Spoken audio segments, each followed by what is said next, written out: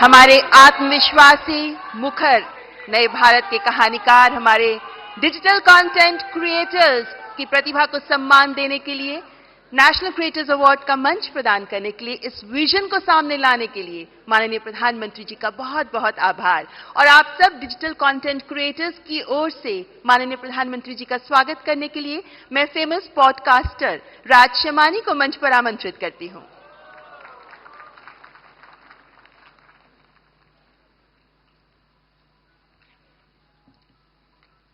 I'm honored to introduce the next person on the stage who needs no introduction. But before I do that, I want you to thank your stars. शुक्र मनाओ guys कि ये content creator नहीं है, क्योंकि अगर ये होते तो हम सबकी दुकानें बंद हो जाती। Because जब ये रील बनाते हैं तो वायरल हो जाती है, जब ये ट्वीट करते हैं तो वो ट्रेंड बन जाता है, जब ये रेडियो शो पे जाते हैं तो वर्ल्ड का नंबर 1 रेडियो शो बन जाता है, जब ये कोई स्लोगन देते हैं तो वो हैशटैग बन जाता है। He does not write the trend, he is the trend.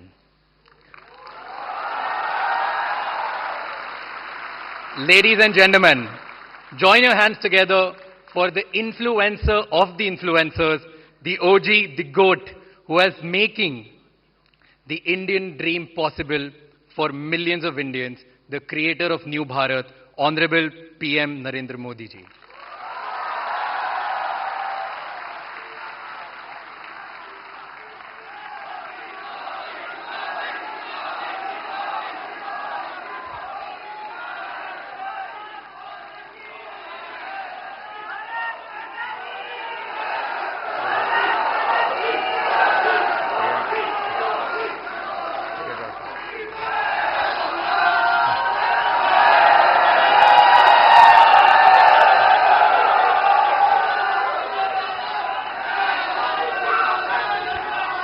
Thank you Raj Shamani.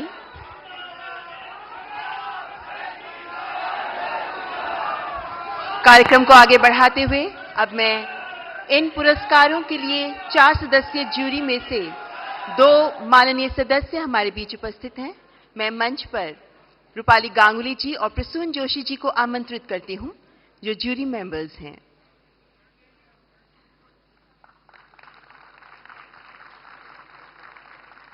और अब अति आदरणीय प्रधानमंत्री जी के कर कमलों द्वारा पुरस्कार वितरण का शुभारंभ किया जाएगा।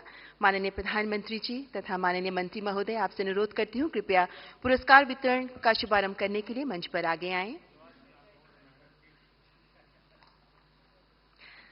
The first category, the award for the new India champion, the award goes to Abhi and new.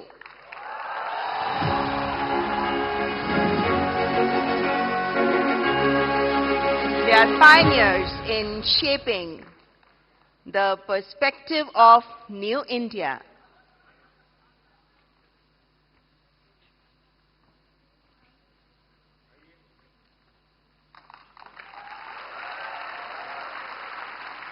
Through their insightful content and wide range of topics, they have raised awareness for New India.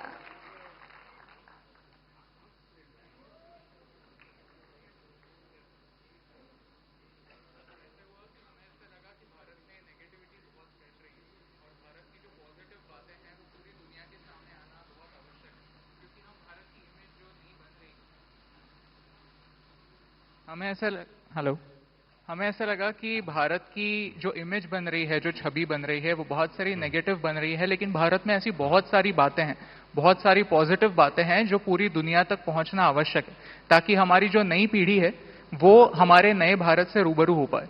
तो इसीलिए हमने सोचा कि क्यों ना हमें जो दिखता है वो पूरी दुनिया के सामने लाए। इसीलिए अभी और न्यू, आप दोनों से मैं पूछना चाहूंगा कि ये थोड़ा साहस का काम है। मैं भी पब्लिक मीटिंग में जाता हूं और जब आर्थिक विषय और आंकड़े बोलता हूं तो मैं देख रहा हूं कि लोगों को नींद आना शुरू हो जाती है।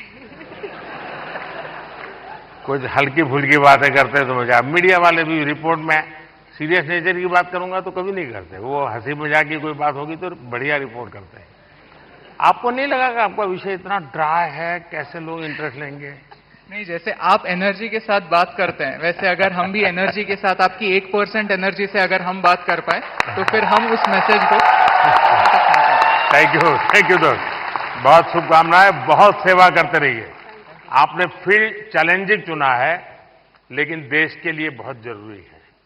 मेरी तरफ से बहुत बधाई। And the Best Storyteller Award. The award goes to Keetika Govindasamy, known as Kirti History.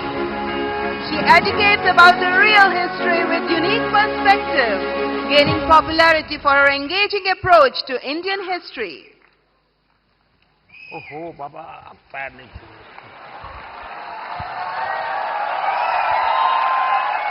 देखिए, वैसे पॉलिटिक्स में पता नहीं देश में परंपरा बन गई, लोग पैर छूते हैं। कला जगत में पैर छूना उसका भाव अलग है, लेकिन मैं बहुत डिस्टर्ब हो जाता हूं, और उसमें भी जब कोई बेटी। Thank you, sir. मैं सुनना चाहूंगा आपके विषय में कुछ। आई एम सॉरी, मुझे हिंदी समझ कर सकती हूँ, बट बोलने के लिए थोड़ा मुश्किल है। आपको जो मर्जी पड़े बोलो। ये देश बहुत बड़ा है, किसी न किसी कोने में तो आपको सुनने वाला मिल ही जाएगा। எல்லாருக்கும் வணக்கம். I would really like to appreciate our Honorable Prime Minister for the fact that you have taken up Tamil in a lot of stages, and you said like Tamil. So I must start with Vanakkam. Yeah, vanakkam. So I'm really grateful for that. I always felt like it lacks a national platform, which you brought here.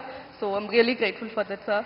I'm so honored. I'm just shaking. I don't know what to say. Thank you so much. नहीं, आपको अनुभव क्या आ रहा है जब आप, क्योंकि इतिहास से कुछ घटनाएं उठाती हैं, और बड़ा आप तो जहां से ये काम कर रही हैं थोड़ा तकलीफ वाला इलाका है, तो क्या फील करती हैं आप? I would say it's little complicated, since history and politics are like interconnected. So it's like I get a lot of troll also, but that's fine. It's just share with the facts and all. Teenager का जो group है, हाँ। जो सबसे ज्यादा अपना समय यहाँ बिताता है, मतलब आप लोगों के लिए वो समय इकट्ठा करता है, उनको कौन सी चीजें ज्यादा अपीलिंग लगती है? They actually in my audience I have a lot of teenagers, and they really watch things. इन सब के वो सारे खिलाड़ी टीनेजर्स ही है। That's true. So they really like things about the stories which talks the greatness of India. So that kind of stories they really like a lot. उनको अच्छा लगता है। Yeah. चलिए, People really feel proud of it. बहुत सेवा कर रहे हैं आप देश की। Thank you. Thank sir. You, Thank you so all the much. Best. So big applause for Keetika Govindasamy. And the next category is Disruptor of the Year Award. स्थापित मानदंडों को चैलेंज देकर नई राह बनाने वाले ये अवार्ड, जिसके विनर है Ranveer Allahbadia. We know him as Beer Bicep. He focuses on fitness, spirituality and lifestyle through his The Ranveer Show. बधाई हो। तो आज भी कुछ फिटनेस का मंत्र देंगे लोगों को? हैं? योगा करनी चाहिए, मेडिटेशन करनी चाहिए। तो फिर तो ये लोग कहेंगे कि मोदी जी की बात बता रहा है। तो फिर कहेंगे तुम बीजेपी वाले हो गए हो। नहीं सर, मोदी जी शायद यूथ की बातें कर रहे हैं, तो पूरा यूथ ही मेडिटेशन कर रहा है। आप बस वही बात फिर से कह रहा हूं मैं। कभी मैं आपको पूरी तरह तो फॉलो कभी किया नहीं है, क्यों सर? क्योंकि बहुत कठिन होता है जी। मुझे खुद को 50 साल छोटा करना पड़ेगा, तब जाकर के आपके साथ थोड़ा वेवलेंथ बैठेगा। मेरा वेवलेंथ नहीं, मैं विषय पूछना, क्या नींद के संबंध में आप कोई कार्यक्रम करते हैं? कभी कभी एलियंस येटीज के सपने आते हैं। नहीं, मैं इसलिए कह रहा हूं कि सचमुच में नींद की बहुत उपेक्षा हो रही है जी, जबकि पूरी दिनचर्या में पहला टाइम टेबल नींद तय करनी चाहिए। मैं बहुत उल्टा बता रहा हूं आज, क्योंकि मैं उसका भुक्तभोगी हूं। मैं नींद के संबंध में बहुत ही इनडिसिप्लिन हूं। मैं बहुत कम सोता हूं और मेरे सब लोग मुझे डांटते रहते हैं और कई सालों से मेरी बीमारी आ गई है, मैं बहुत कम सोता हूं। लेकिन मैं चाहता हूं लोग पूरी यानी सोते रहे ऐसा मैं नहीं चाहता हूं। मैं जगाना, लोगों को जगाना मेरा काम है।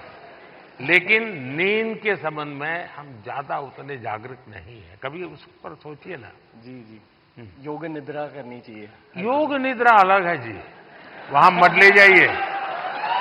देखिए, योग निद्रा वो विषय है जो नॉर्मली नींद से कठिनाइयां हैं, नहीं हो पाती, तो योग निद्रा कर लिया तो उनका 3-4 घंटा और निकल जाता है। आपके साथ पॉडकास्ट करने का मूड हो रहा है सर। अरे वाह। चलिए, मूड तो हरे के बहुत होते हैं भाई।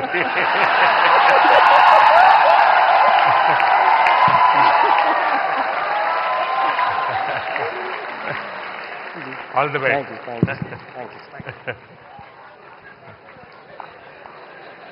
और अगला पुरस्कार प्रकृति और पर्यावरण के प्रति समर्पित भाव से काम करने वाले ग्रीन चैंपियन अवार्ड, जिसके विनर हैं Pankti Pandey. As an ISRO scientist, Pankti amplifies the message of mission lifestyle for environment. बहुत बहुत बधाई। कुछ अपने कार्य के विषय में बताइए। સર હું અમદાવાદથી છું। स्वागत है। आप लोगों अहमदाबादियों की पहचान है क्या आप लोगों को? हम अहमदाबादी लोगों के लिए कहा जाता है, ये अहमदाबादी इसलिए बता रहा हूं, उनके लिए कहा जाता है, यानी कोई बुरा मत माने, क्योंकि आजकल ऐसा है कुछ भी बात बड़ा विवाद का विषय बन जाती है। लेकिन ये बचपन में जो सुनते थे वो मैं बता रहा हूं, मैं मानता नहीं हूं। एक बार रेलवे प्लेटफॉर्म पर ट्रेन आई, तो उसमें जो पैसेंजर था वो ऊपर के बर्थ पर था। तो उसने बाहर खिड़की में पूछा कि भाई कौन सा स्टेशन आया है? तो बाहर वाले ने कहा 4 आना दोगे तो बताऊंगा। तो उसने कहा मत बताओ, ये अहमदाबादी होगा। अच्छा बताइए। प्रकृति के बारे में बताती हूँ। हम बदलाव बहुत चाहते हैं दूसरी चीजों में, पर हम बदलाव कभी अपने आप में नहीं लाना चाहते हैं। वो सबसे डिफिकल्ट चीज होती है। तो मैं अभी यहाँ पे जो सब लोग उपस्थित है यहाँ पे, उनसे कहूंगी, एक चीज हम अगर हमारे वहां पे करें, हम अपने वेस्ट को ऑडिट करें। हम दूसरों का कचरा देखते हैं, पर हम क्या खुद निकालते हैं वो हम कभी नहीं देखते हैं। तो I request all of you to waste audit your dustbin, कि क्या हम हमारी लाइफ को जीरो वेस्ट बना सकते हैं। पूरे तरीके से नहीं, पर क्या हम कोशिश कर सकते हैं। Thank you so much. Mission life के संबंध में डिटेल स्टडी किया है आपने? मिशन लाइफ नहीं सर। मैंने एक यूएन सेक्रेटरी जनरल के साथ दुनिया के सामने एक मिशन लॉन्च किया है। क्लाइमेट, एनवायरनमेंट, सर्कुलर इकोनॉमी, ये सारी बातों से हम परिचित है। और लोग दुनिया कहते हैं तुम ये मत करो, तुम वो मत करो। सारा मैं क्या करूंगा कोई कहता ही नहीं है। बिल्कुल। और इसलिए मैंने कहा है मिशन लाइफ। और मिशन लाइफ के पीछे मेरा इंटरेस्ट यही है कि आपकी लाइफस्टाइल ही एनवायरनमेंट फ्रेंडली होनी चाहिए। हम क्या करते हैं, एसी कार में बैठ करके जिम जाएंगे, जिम में बिजली जला करके पसीना निकालेंगे, फिर एसी कार में बैठ करके घर वापस आएंगे और फिर 5 स्टार होटल में जाकर के एनवायरनमेंट पर भाषण देंगे।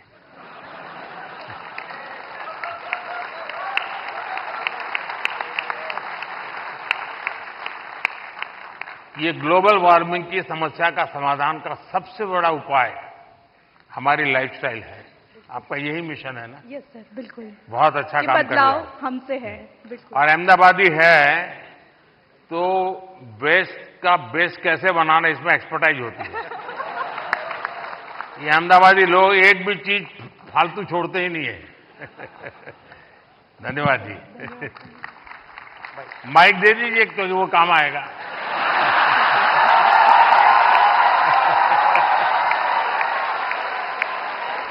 And the next award, Best Creator for Social Change. और इस अवार्ड की विनर है जया किशोरी, जिन्हें आधुनिक दौर की मीरा कहा जाता है। One of the youngest spiritual orators, she shares stories and teachings from Bhagavad Gita and Ramayana in insightful manner. बहुत बहुत बधाई आपको। चलिए, आपने लोगों को आध्यात्मिक दुनिया की तरफ बड़ी आधुनिक तरीके से रुचि फैलाई है। बहुत बहुत धन्यवाद। बताइए कुछ। जी, मैं कथाकार हूँ, श्रीमद् भागवतम करती हूँ और गीता जी के ऊपर बातें करती हूँ, क्योंकि मेरा बचपन इन्हीं चीज़ों से गुजरा है और जो बदलाव मुझ में आया है, चाहे शांति, सुकून, खुशी, हर चीज़ को लेकर। और सबसे बड़ी बात, क्योंकि हमारी सोच है कि भगवान से जुड़ना तो बुढ़ापे का काम है, और मुझे लगता है सबसे गलत सोच है, क्योंकि सबसे ज़्यादा अध्यात्म की ज़रूरत युवाओं को है। और अगर मैं मटेरियलिस्टिक लाइफ के साथ साथ आध्यात्मिक जीवन जी सकती हूँ, तो मुझे लगता है हर युवा जी सकता है। लोगों को डर लगता है कि अध्यात्म मतलब झोला लेके चले जाना। हाँ जी। तो आप उसको रास्ता पर बताइए ऐसा ना। बिल्कुल नहीं है, क्योंकि सबसे बड़ा आध्यात्मिक ज्ञान है श्रीमद् भगवद गीता, और वो एक ऐसे व्यक्ति को सुनाई जा रही है, अर्जुन, जो आगे जाके राजा बनने वाले हैं, और राजा से ज्यादा ऐश्वर्य किसी के पास नहीं होता। और गीता में भगवान ने एक बार भी, श्री कृष्ण ने नहीं कहा कि राज्य छोड़ दो, बस कहा अपना धर्म पूरा करो जहां भी हो। बहुत बहुत धन्यवाद। And now the most impactful Agri Creator Award. This award goes to Lakshya Dabas. I invite his brother Mrinal Dabas to receive the award on his behalf. कृषि को लेकर इनोवेटिव टेक्निक से कैसे हम कृषि को समृद्ध कर सकते हैं, इसी पर काम करते रहे हैं लक्ष्य दबास। बधाई हो, आपका लक्ष्य सफल हो। बहुत बहुत शुक्रिया इस मंच से बुलाने के लिए पदंत साहब। मैं मृणाल डबास, हम जैविक किसान हैं। देश की जरूरत जरूर थी 1970s में कि एक ग्रीन रेवोल्यूशन आया गया, लेकिन उसके बाद देश बढ़ा और आज देश की जरूरत जैविक खेती की है, जिसमें कोई रसायन, कोई पेस्टिसाइड हमारे खाने में जो जहर हम डालते हैं वो ना डाला जाए। इसी संदर्भ में हमने 30,000 से ज्यादा किसानों को अपने खेत में बुला के, हम जटखोड़ खेत से बिलोंग करते हैं जो दिल्ली सोनीपत बॉर्डर पे है, बुला के कैसे जैविक खेती की जाती है, किस तरह कीटों से बचाया जाता है, उस संदर्भ में उनको सिखाया है। अगर हम सरसों का तेल निकालते हैं तो एक्सपेलर यूनिट नहीं, जो प्राचीन समय में कच्ची घानी का तेल हुआ करता था। अगर हम गाय पाल रहे हैं, जर्सी एचएफ नहीं, जो हमारी देसी गाय है, गिर है, सहवाल है, थारपारकर है, राठी है, क्यों उसको ही हमें ज्यादा सेवा करनी चाहिए? और उसके दूध में और उसका जो घी बनता है, क्या उसमें ज्यादा प्रोटीन कंटेंट होता है और हमारे शरीर के लिए क्यों वो ज्यादा जरूरी है?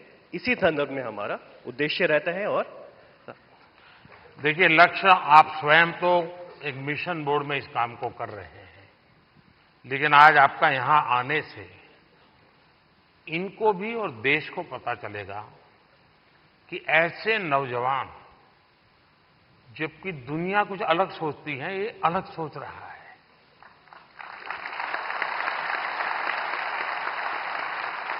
लोग लक्ष्य की मजाक उड़ाते होंगे, क्या यार तुम ये गाय पीछे पड़े हुए हो, उसके बाद भी वो उसको समर्पित है।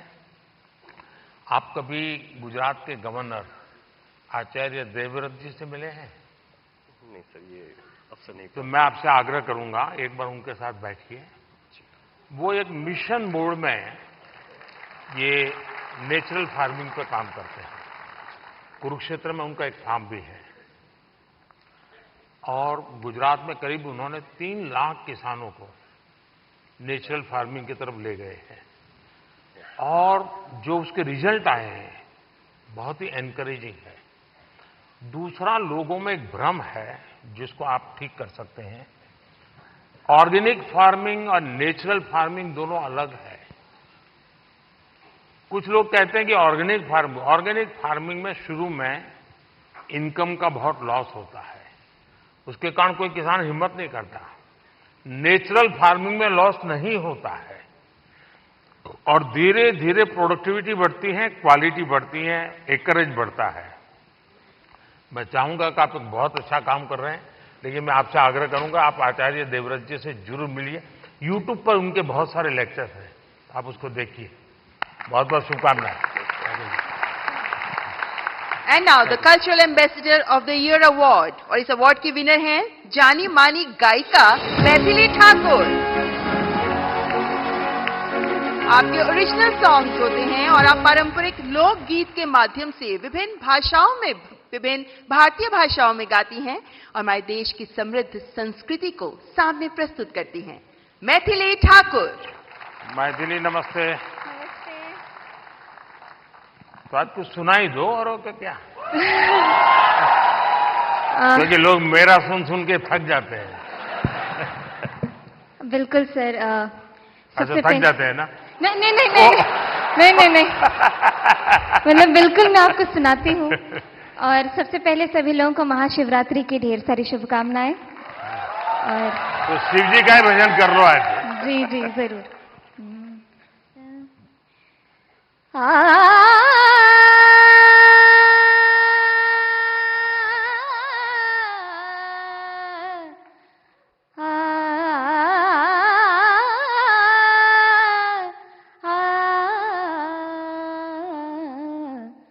डिमिक डिमिक डमरू कर बाजे, प्रेम मगन नाचे भोला भोला। डिमिक डिमिक डमरू कर बाजे, प्रेम मगन नाचे भोला। सिंही नाद बजावत गावत, सिंही नाद बजावत गावत, लटक रही बगली झोला भोला। डिमिक डिमिक डमरू कर बाजे, प्रेम मगन नाचे भोला। बहुत बहुत बधाई मैथिली जी आपको। आपने देखा होगा कि मैंने मन की बात में एक बार एक जर्मन बच्ची का उल्लेख किया था। वो जन्म से उसको आंखें नहीं है, हिंदुस्तान देखा नहीं है, और मैं हैरान हूं कि भारत के दक्षिण भारत की भाषाओं के गीत इतना तेजी से ग्रास करती है। और भी पिछले दिनों यहां आई थी तो मेरा मिलना हुआ, तो उसने तमिल में मुझे शिव भजन सुनाया। और संगीत की क्या ताकत होती है, कोई भाषा उसको मालूम नहीं है जर्मनी के सिवाय, लेकिन अद्भुत प्रभाव पैदा करती है। आपको भी वो परमात्मा ने कृपा दी है, आपने साधना भी की है। मेरी तरफ से बहुत बहुत शुभकामनाएं। बहुत बहुत शुक्रिया। क्या मैं आपके साथ एक तस्वीर ले सकती हूँ? तस्वीर लेनी है? कैसे? अच्छा, सेल्फी के बिना नहीं चलता है। आज रात से मिले, मुझे बहुत खुशी हुई। बहुत बहुत शुक्रिया, धन्यवाद। And now the best international creator. इस अवार्ड में 3 लोगों के नाम हैं, किरी Paul from Tanzania and Cassandra May Spitman, the German singer. And we have one more award winner in this Best International Creator category, and he is Drew Hicks. He's an American with Hindi and Bhojpuri skills, and he's gained fame for fluent Hindi and Bihari accent. तो आप हिंदी भी बोलते हैं, बिहारी भी बोलते हैं। यहां लोग आपकी बिहारी सुनना चाहेंगे। मैं इतना नर्वस फील कर रहा हूँ कि लगता है भोजपुरी, हिंदी, इंग्लिश सब भूल गया मैं, बट कोशिश करूंगा। जो भी बोल सकते बोल लीजिए। नहीं, मैं बहुत खुश हूँ धन्यवाद अवार्ड के लिए, और मैं बस लोगों को खुश करना चाहता हूँ और भारत का नाम रोशन करना चाहता हूँ। अगर इसमें मैं सक्सेसफुल हूँ तो मैं खुश हूँ।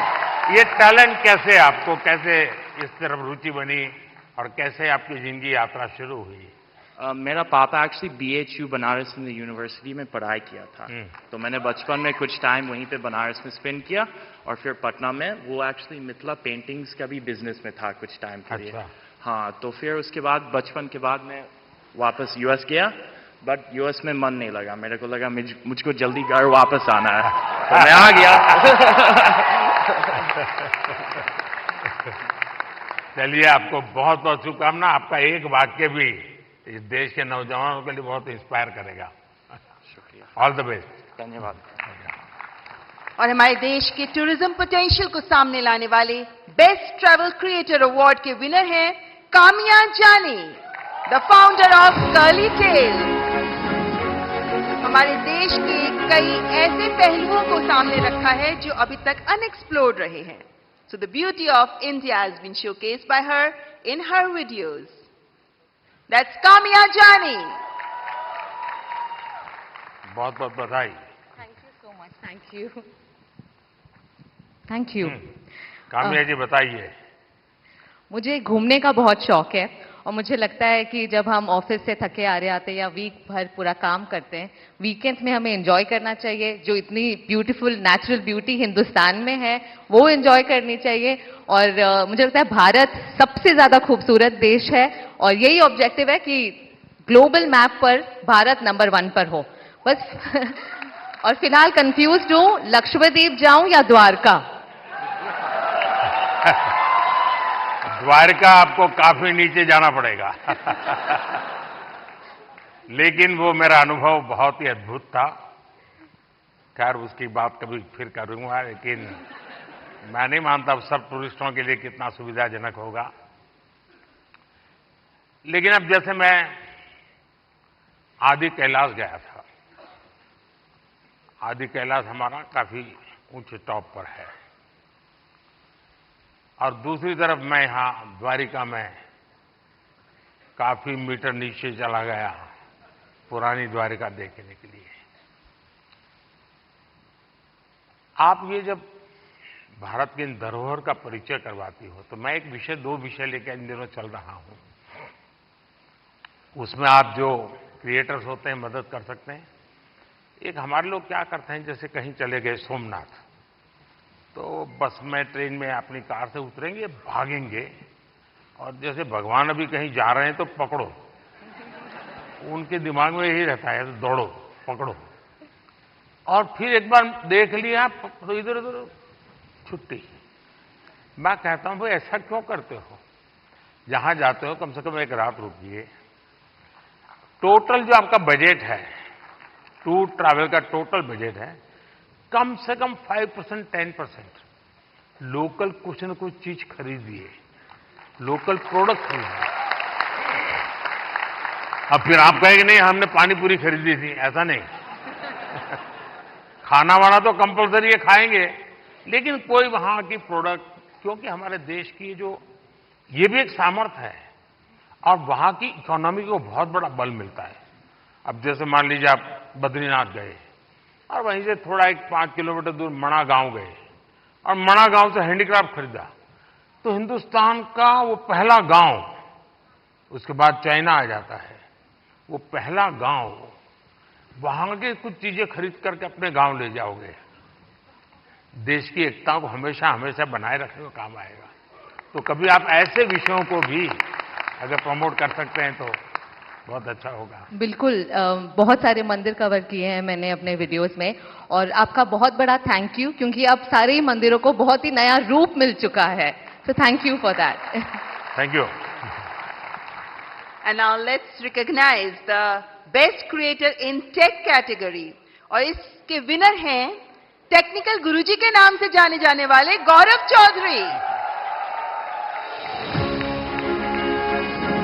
आपका पहला टेक चैनल है जो 1 करोड़ सब्सक्राइबर्स के मार्क को क्रॉस कर गया, and you even covered UPI in Paris. That's Gaurav Chaudhary.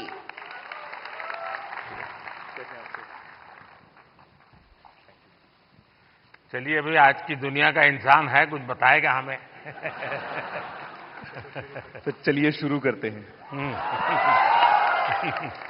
Sir मैंने 2015 अक्टूबर में अपना चैनल शुरू किया था और उसका एक बहुत बड़ा कारण है डिजिटल इंडिया, जो जुलाई के महीने में शुरू हुआ था।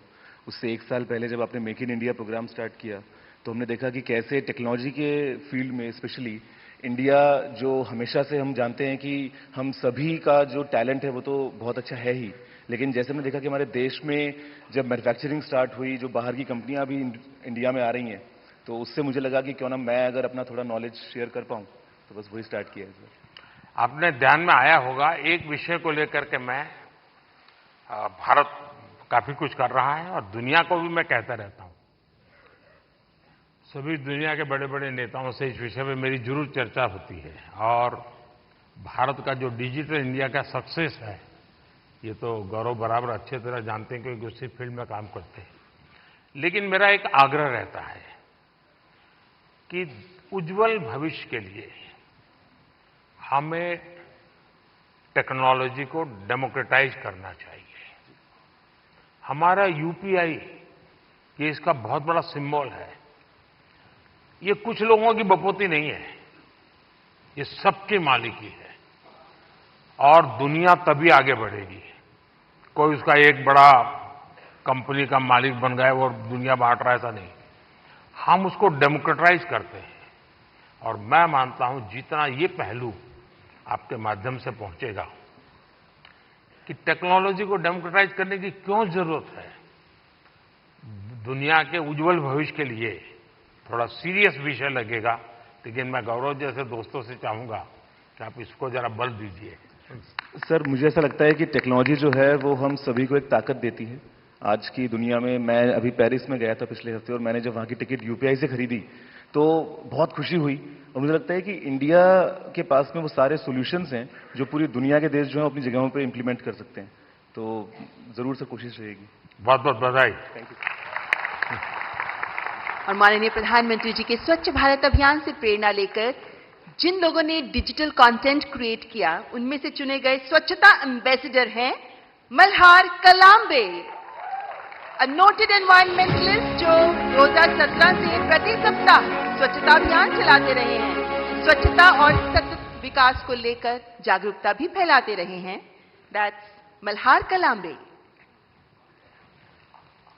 मल्हार, ये जो लोग क्रिएटर्स हैं ना, उसमें कुछ लोग वो भी हैं जो क्या खाना चाहिए वो भी कहते हैं।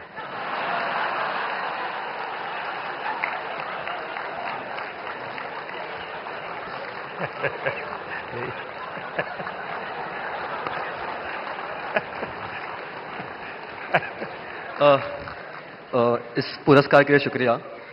मैं बेसिकली एनवायरमेंटलिस्ट हूँ। हम पिछले 6.5 साल से मुंबई में स्वच्छता मुहिम चला रहे हैं, आप ही से प्रेरणा लेके।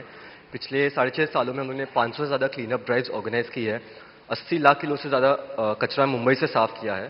बट इतने सालों में मैंने एक चीज़ देखी है कि लोगों को कचरा उठाने में शर्म आती है, लज्जा लगती है। कई लोगों ने मुझे कचरे वाला तक कहा है, बट मैं एक चीज़ में विश्वास रखता हूँ कि अगर देश साफ करना है तो हाथ तो गंदे करने पड़ेंगे।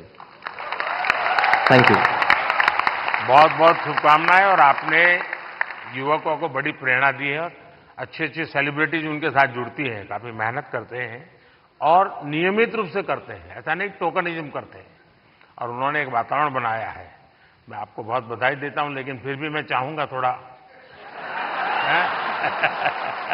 बट सर मैं एक चीज कहना चाहूंगा, अपने अंकित भैया के साथ लास्ट ईयर स्वच्छ भारत दिन के दिन क्लीनअप किया था।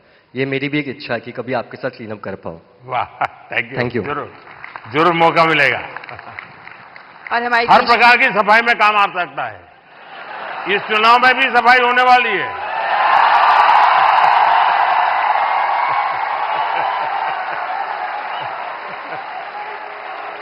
और हमारे देश की समृद्ध फैशन परंपराओं को आगे बढ़ाने के लिए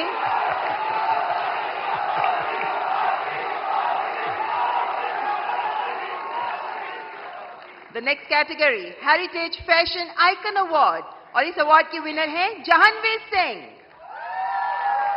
आप पूरी तरह भारत के पारंपरिक फैशन को आगे बढ़ा रही हैं, जिनमें भारतीय साड़ियां भी मौजूद हैं। Spirituality, Bhagavad Gita, heritage fashion पर आप काम करती रही हैं। दैट्स जहानवीर सिंह। लो बाबा, पैर मत छूइए। बहुत बहुत बधाई आपको। और दुनिया में भारत की चीज, क्योंकि टेक्सटाइल मार्केट फैशन के साथ ही जा सकता है, वो अकेला नहीं जाता है आजकल, क्योंकि रेडीमेड ब्रांड का जमाना है। और आप बड़ी मदद कर रही है, कुछ सुनाइए लोगों को। बहुत बहुत धन्यवाद। मेरा नाम जानवी है और सबसे पहले बहुत धन्यवाद इस पुरस्कार के लिए। और मैं चाह रही हूँ कि इस नए भारत में जो हमारी प्राचीन परंपरा है उसे अपनी संस्कृति, शास्त्र, संस्कार और साड़ियों के माध्यम से आगे लेके जाऊं। और मेरा सबसे यही अनुरोध है कि अपनी संस्कृति, शास्त्र, संस्कारों को भूलिए मत, उसे अपने साथ रखिए। आप कितने भी मॉडर्न हो जाएं, हमेशा ये रूट्स आपको याद होनी चाहिए। एक है अब दुनिया में रेडीमेड का जमाना है जी। और मैं मानता हूं कि हमने इस प्रकार किसी को अगर गाइड कर सकते, आप जैसे लोग गाइड कर सकते, जैसे अब साफा कोई मानता नहीं, रेडीमेड आता है पहन लेता है, फोटो वोटो निकल जाती है। धोती मानता नहीं कोई, रेडीमेड आता है पहन लेता है। भारतीय जो वेश है उसमें भी साड़ी कठिन काम है पहनना। अगर उस आ रहा है थोड़ा बहुत, लेकिन मैं समझता हूं वो जितना ज्यादा प्रमोट होगा, दुनिया में बहुत बड़ा मार्केट बनने वाला है। तो उस दिशा में कैसे आप लोगों को इंस्पायर कर सकती है? मुझे लगता है हमारे देश में बहुत अलग अलग प्रकार के टेक्सटाइल्स हैं और उसको अपने वीडियोस से मैं प्रमोट करती हूँ। उसका पहनावा कैसा है, उसकी बुनाई कैसे की जाती है, टेक्सटाइल कैसा है, तो उसको आगे ले जाने का प्रयास है वीडियोस के माध्यम से, ताकि लोगों को पता चले कि हमारे भारत में इतने अलग अलग टेक्सटाइल्स और इतने सुंदर प्रिंट्स, वेराइटीज हैं जो हमें देश के सामने लानी चाहिए। और भारत एक सबसे सुंदर देश है और उसकी विरासत, उसकी परंपरा, संस्कार, संस्कृति, हर एक चीज बहुत सुंदर है। तो मेरा यही प्रयास है कि मैं उसको आगे लेके जाऊं। देखिए, भारत फैशन की दुनिया में लीडर रहा है। बहुत लोग हैरान हो जाएंगे अगर आज लोगों को लगता है मिनी स्कर्ट ये आधुनिकता की निशानी है, या पर्स ऐसे लटकाती है बहनें। आप अगर कोणार्क जाएंगे, सैकड़ों साल पुराने मंदिर का जो मूर्तियां बनी हैं, उसमें आपको एक मूर्ति वो भी दिखेगी जिसमें मिनी स्कर्ट पहना है बेटी ने और हाथ में पर्स है, ऐसे लटक रही है। यानी सैकड़ों साल पहले फैशन का वो नॉलेज यहां पर पत्थर तराशने वाले को भी था। यानी भारत की इन विविधताओं को हम दुनिया में ले जा सकते हैं। बहुत बहुत बधाई आपको। बहुत बहुत धन्यवाद। और बेस्ट क्रिएटिव क्रिएटर फीमेल की श्रेणी में पुरस्कार प्राप्त कर रही हैं श्रद्धा, जिन्हें मशहूर है अय्यो श्रद्धा के नाम से। आप अलग अलग भाषाओं में कॉमेडी प्रस्तुत करती हैं, हास्य कलाकार। दैट्स श्रद्धा। अय्यो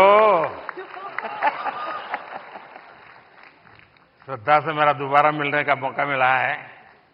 बहुत बहुत बधाई। बहुत बहुत धन्यवाद। बहुत बहुत धन्यवाद।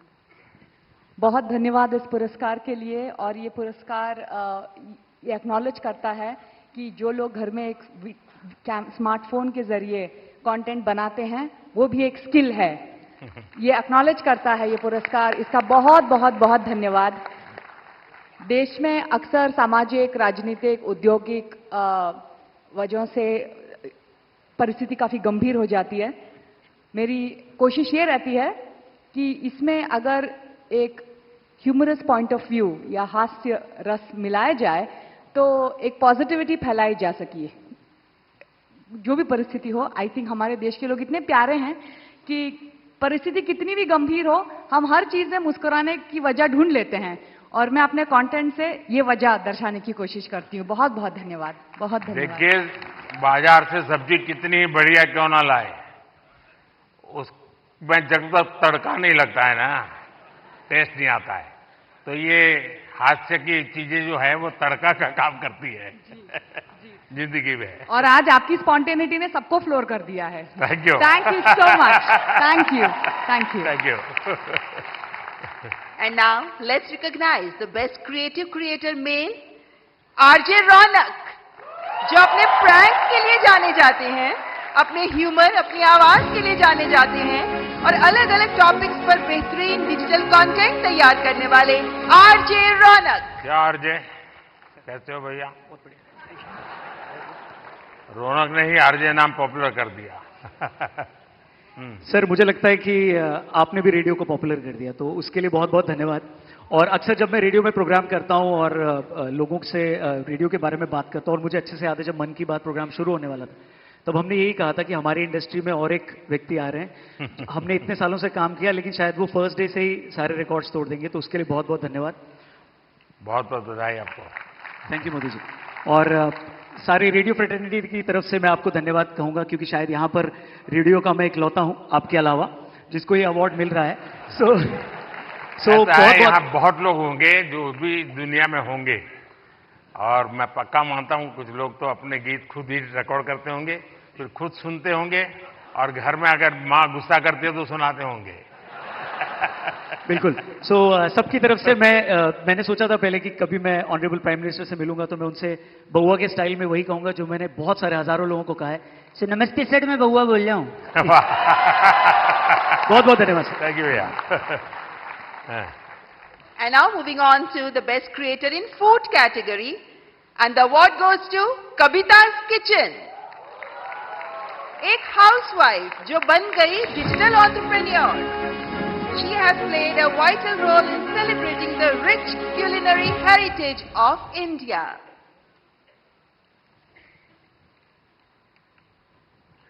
कविता जी, बहुत बहुत बधाई आपको। धन्यवाद सर। वो जो मल्हार है ना, उनको खाना बनाना हाँ, सिखाओ। उसको कुछ सिखाइए।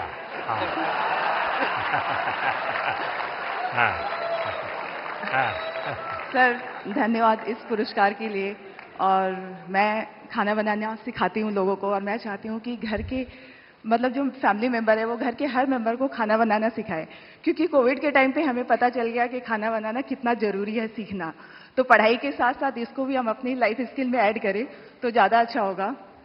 और साथ में मैं चाहती हूँ कि जैसे स्कूल वगैरह में हम बच्चों को बाकी चीज़ें पढ़ाते हैं, तो उसके साथ अगर हम एग्रीकल्चर भी सिखाएं तो बच्चों को ये पता चलेगा कि एक अनाज उगाने में कितना मेहनत होता है, तो शायद उसकी वजह से फूड वेस्टेज कम होगा। और खाना बनाने में कितनी मेहनत होती है, तो उसकी वजह से भी वेस्टेज को हम रोक सकते हैं। तो ये मेरी सोच है, मैं चाहती हूँ कि ऐसा अगर हो तो फ्यूचर में अच्छा होगा। अच्छा हुआ आप इस काम को किया, और आपके कारण लोग जानेंगे, कि वरना हमारे गुजरात के लोगों का एक स्वभाव रहा है, वो सैटरडे शाम को कहीं के रेस्टोरेंट ढूंढते रहते हैं, फास्ट फूड। और फिर वहाँ मैक्सिकन कहाँ मिलेगा, पिछले सप्ताह मैक्स इंडिया, इस बार इटालियन कहाँ मिलेगा। और अगर वो कुल्लू मनाली जाएंगे तो यार गुजराती डिश कहाँ मिलेगा।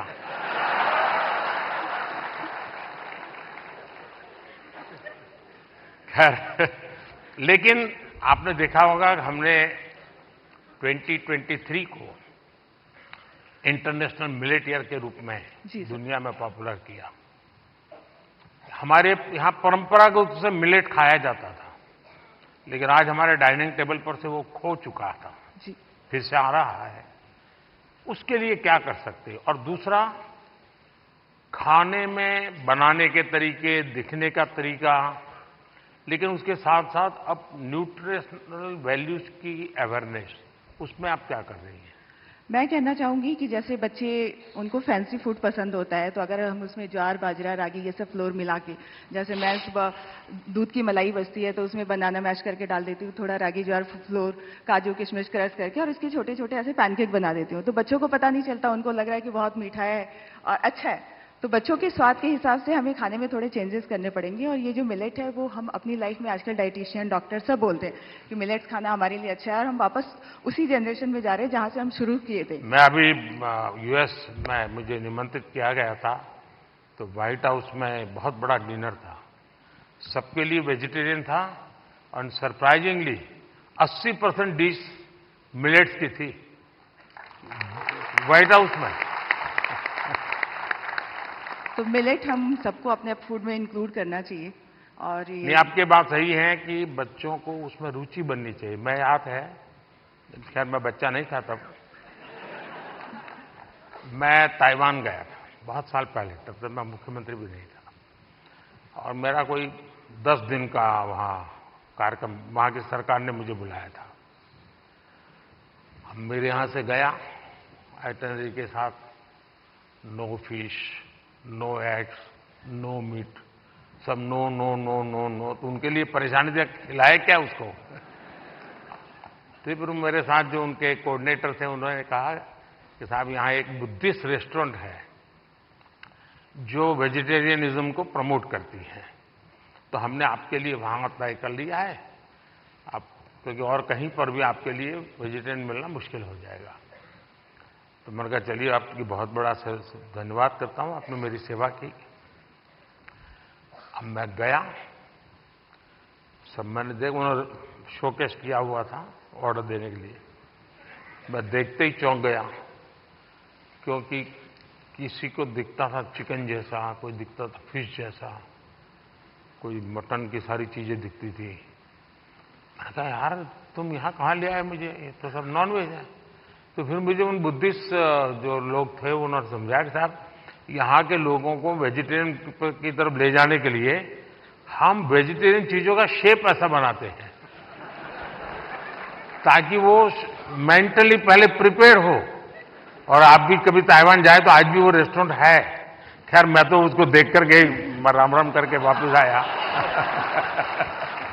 यही इस बात का मैं ध्यान रखूंगी अपने नेक्स्ट कुकिंग वीडियो में कि जो दिखने में नहीं, पोषण के लिए जितना ज्यादा बल दे सके मैं समझता हूं ज्यादा अच्छा होगा। जी सर, बिल्कुल। बहुत बहुत शुभकामनाएं। धन्यवाद सर। सर पैसे क्या मम्मी ने बोला? And now the वाह नमस्कार। ओहो, and now the best creator in the education category। और क्या, इस रूपाली? पुरस्कार के इस पुरस्कार के विजेता हैं टेक प्लस गैजेट्स के लिए जाने जाने वाले Naman Deshmukh. Naman technology, gadgets, finance, social media, marketing जैसे विषयों को कवर करते हैं, सामान्य भाषा में तकनीकी विषयों पर शिक्षित करते हैं। आपको नमन। बताइए नमन। पहली बात तो प्रधानमंत्री जी थैंक यू सो मच इस पुरस्कार के लिए। मैं एक्चुअली टेक रिलेटेड या फिर जो भी अवेयरनेस होती है उस रिलेटेड वीडियोस बनाता हूँ, लोगों को अवेयर करता हूँ। जिस तरीके से इंडिया में टेक्नोलॉजी या फिर बाकी की चीज़ें बढ़ रही हैं उस तरीके से बहुत सारे स्कैम्स भी बढ़ते जा रहे हैं, जहाँ पे कई सारे ऐसे भी लोग हैं जो शायद अपना बैंक अकाउंट तक खाली करवा देते हैं कुछ स्कैम्स के कारण। तो उस टाइप की वीडियोस रहती है मेरी। प्लस इतनी सारी गवर्नमेंट की स्कीम्स होती हैं जो लोगों तक नहीं पहुंच पाती है, तो उसकी अवेयरनेस वगैरह पे हम लोग जो है वीडियो बनाते हैं। ये बहुत अच्छी बात है, क्योंकि ये एक प्रकार से लोगों को जगाने का काम है। अदरवाइज लोग अच्छे से अच्छा मोबाइल खरीदने के तो शौकीन है, लेकिन सेफ्टी सिक्योरिटी के लिए क्या क्या करना चाहिए कुछ पता ही नहीं होता है।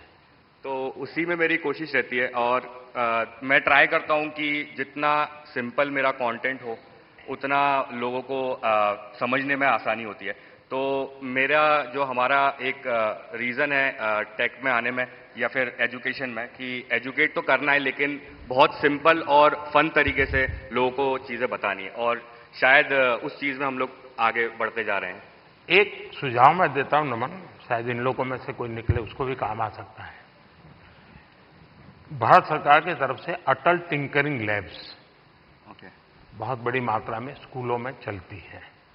भारत सरकार पैसे भी देते हैं और छोटे छोटे बच्चों के लिए है, वो 5वीं 6वीं 7वीं कक्षा की, और टेक्नोलॉजी के लिए ही है। उनका साइंटिफिक टेम्पर तैयार करने के लिए। लेकिन मैं उन दिनों इन बच्चों को जब मिलता हूं, क्या चीजें बना बना के लाते हैं, क्या सोच करके लाते हैं। कभी आप ऐसे अटल टिंकरिंग लैब में जाकर के उसको अगर कभी कवर करें तो हो सकता है कि ये बहुत बड़ा हमारे बच्चों को। और दूसरा मैंने देखा, चंद्रयान लैंडिंग के बाद हमारे देश में साइंटिफिक टेम्पर के प्रति बहुत बड़ी रुचि बनी है। बच्चों को लगने लगा है कि हमने साइंस मैथ की दुनिया में जाना चाहिए। और ये आप लोग जो क्रिएट करते हैं चीजें, हमारे बच्चों को साइंटिफिक दुनिया में जाने के लिए प्रेरित करने वाली जितनी चीजें करेंगे बहुत बड़ी सेवा होगी। प्रधानमंत्री जी, मैं ये आपकी जो बात है वो ज़रूर मतलब उस चीज़ पे भी मैं वीडियो बनाने वाला हूँ फॉर श्योर। और जितनी भी चीज़ें होती है, जितना भी हम वीडियो बनाते हैं अवेयरनेस को लेके, मैं इस चीज़ को लेके बहुत ज़्यादा खुश होता हूँ कि लोग एजुकेशन के प्रति बहुत ज़्यादा आज के टाइम पे आगे बढ़ते जा रहे हैं और लोग सीखना चाह रहे हैं। तो सोशल मीडिया एक ऐसा प्लेटफॉर्म बन चुका है जहाँ पे लोग अच्छे तरीके से बहुत सारी चीज़ें सीखते हैं। तो जो आपका सजेशन है उसके लिए मैं 100% काम करने वाला हूँ। बहुत बहुत बधाई। Thank you sir. Best health and fitness creator award के विजेता हैं अंकित भाई अनपुरिया, एक फिटनेस इन्फ्लुएंसर जो अपने 75 हार्ट चैलेंज के लिए बहुत मशहूर हुए और आप फिटनेस के साथ साथ अध्यात्म को भी जोड़ते हैं। अंकित भाई अनपुरिया। कहा अंकित? साई राम है? वाह। बताओ जरा अपना वाक्य। राम राम भाई सारा ने। हाँ।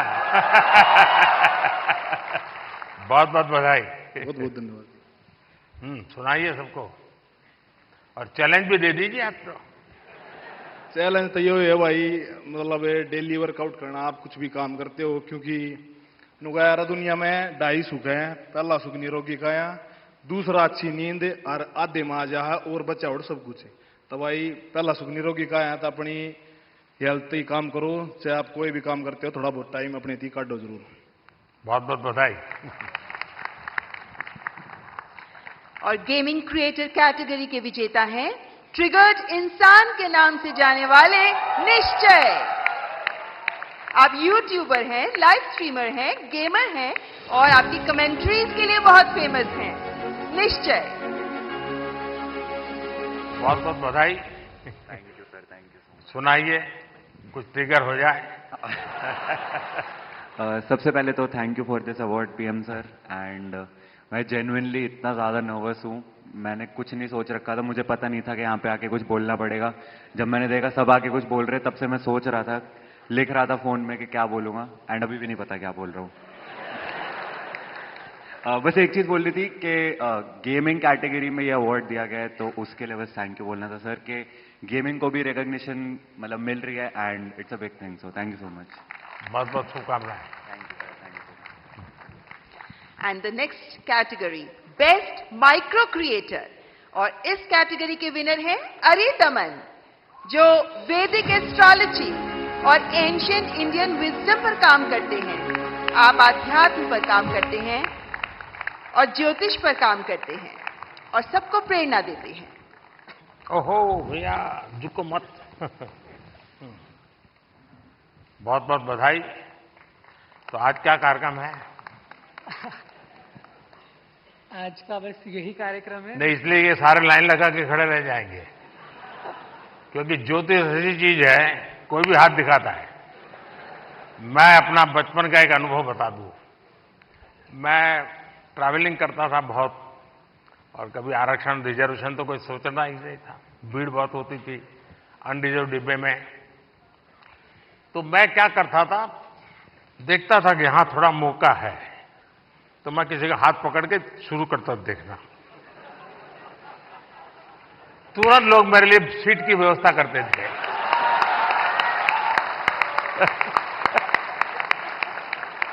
आइए आइए बैठिए।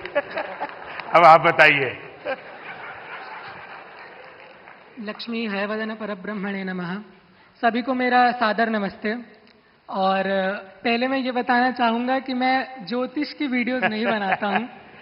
मैं धर्मशास्त्रों के कुछ विषयों पर अपनी वीडियोस बनाता हूं। और ये पुरस्कार मुझे मिला, इसमें धर्मचक्र भी है, इसमें वृषभ भी है, इसमें सिंह भी है।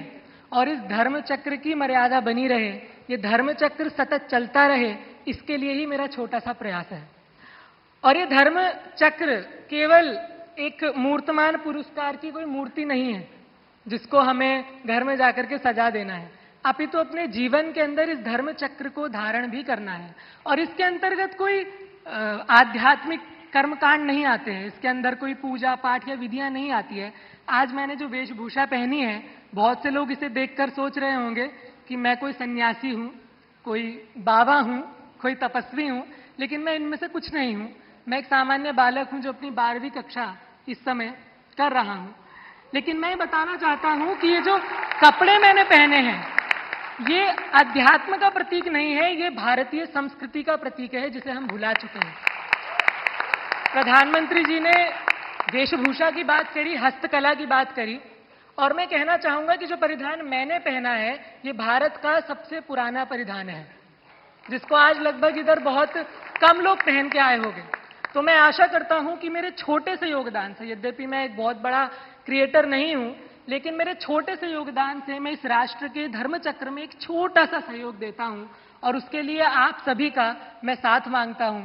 और उसके लिए मुझे यहाँ बुलाने के लिए प्रधानमंत्री जी का बहुत बहुत अभिनंदन, आप सभी लोगों का बहुत बहुत अभिनंदन। नमस्कार। आप अरी कैसे आइडेंटिफाई करते हैं और अरी का दमन कैसे करते हैं?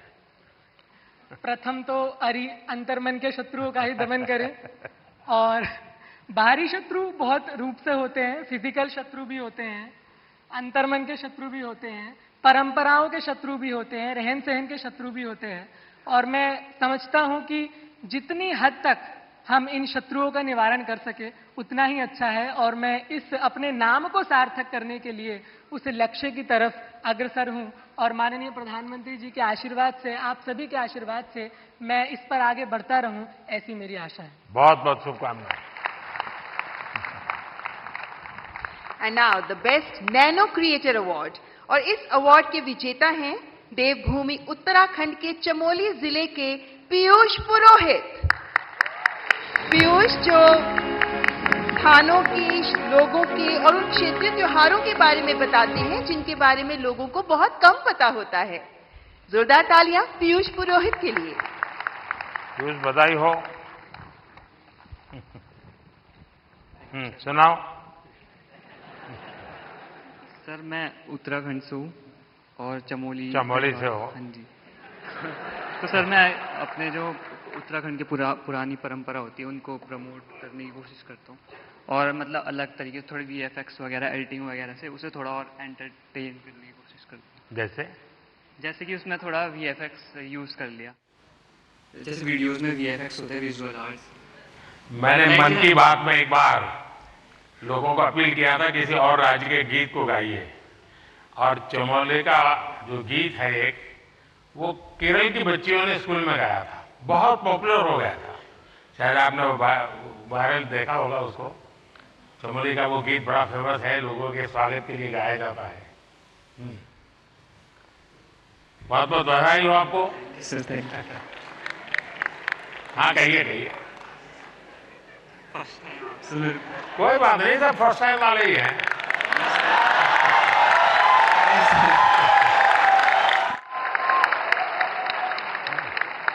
Thank you sir, thank you.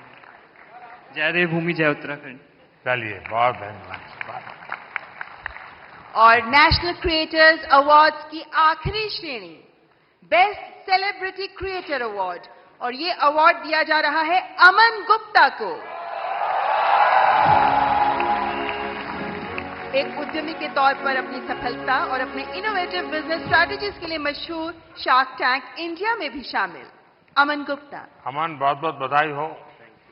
Sir, आप तो अब सक्सेसफुल है अपने जीवन में भी और दुनिया को भी दिखा रहे हो, जरा बताइए।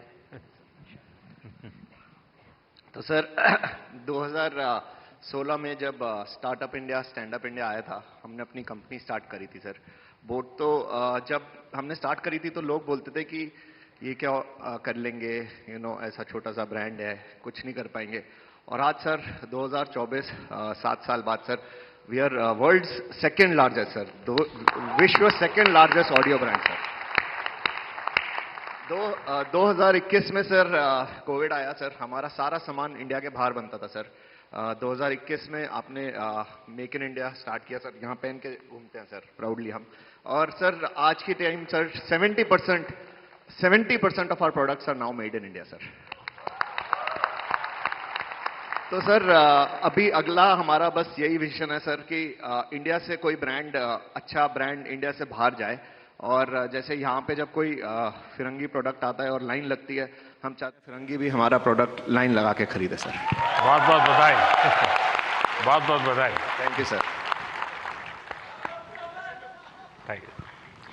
बहुत बहुत आभार माननीय प्रधानमंत्री जी, ये पुरस्कार प्रदान करने के लिए आपका बहुत बहुत शुक्रिया। मैं दोनों जजेज और भी 2 लोग थे, लेकिन शायद वो बाहर है। मैं जजेज का बहुत धन्यवाद करता हूँ, इतने शानदार लोगों को परिचय करवा दिया आपने। बहुत बहुत बधाई आपको। रूपाली गांगुली जी और प्रसून जोशी जी, आपसे अनुरोध, कृपया आप अपना स्थान ग्रहण करें। आपका बहुत बहुत आभार। ओह बाबा, पैर नहीं बाबा। माननीय प्रधानमंत्री जी के प्रेरणादायक शब्द हमें लगातार हमारा मार्गदर्शन करते रहे हैं और आज के इस अवसर पर हमने माननीय प्रधानमंत्री जी के बहुत से शब्दों को सुना, लेकिन माननीय प्रधानमंत्री जी को सुनने के लिए हम सभी अत्यंत उल्लासित रहते हैं, उत्साहित रहते हैं और इसीलिए अब मैं पुनः माननीय प्रधानमंत्री जी से सविनय निवेदन करती हूं, माननीय प्रधानमंत्री जी कृपया अपने शब्दों द्वारा हमारा मार्गदर्शन करें।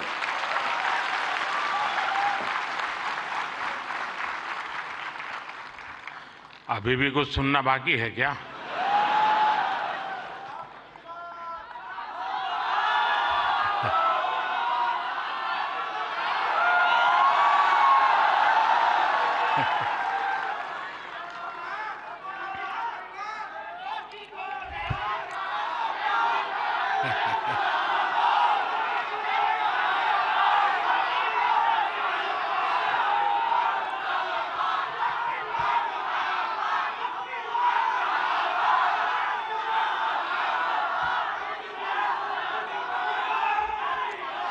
कैसे हैं आप सब लोग?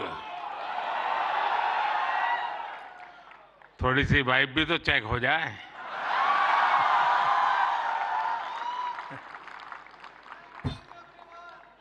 इस कार्यक्रम में उपस्थित मंत्रिपरिषद के मेरे साथी अश्विनी वैष्णव जी, जूरी मेंबर्स भाई प्रसून जोशी जी, रूपाली गांगुली जी, देश के कोने कोने से यहां उपस्थित सभी कंटेंट क्रिएटर्स, देश के कोने कोने में इस आयोजन को देख रहे मेरे सभी युवा साथी और सभी अन्य महानुभाव, आप सबका स्वागत है, आप सबका अभिनंदन है और आप वो लोग हैं जिन्होंने अपनी जगह बनाई है और इसलिए आज उस जगह पे आप हैं, भारत मंडपम।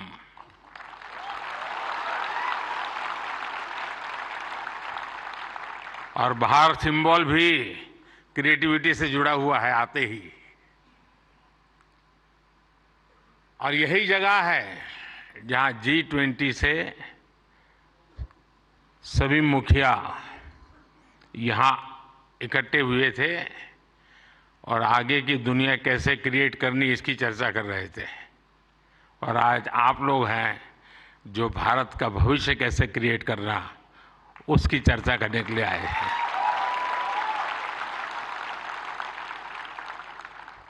साथियों, जब समय बदलता है, टाइम चेंज होता है, जब नए युग की शुरुआत होती है तो उसके साथ कदम से कदम मिलाना ये देश का दायित्व होता है। आज भारत मंडपम में देश अपने उस दायित्व को पूरा कर रहा है। पहले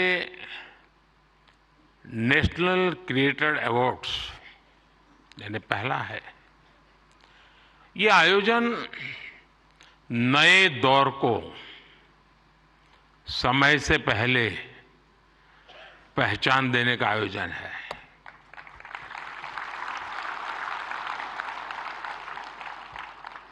और कुछ लोग मुझे कभी-कभी पूछते हैं कि आपकी सफलता का रहस्य क्या है, ऐसा मुझे पूछते हैं। मैं हर एक को जवाब नहीं देता हूं।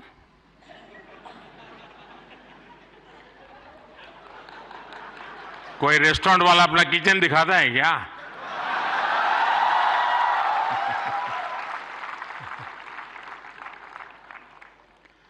लेकिन आपको मैं बता देता हूं, ईश्वर कृपा है, मैं समय से पहले समय को भांप सकता हूं और इसलिए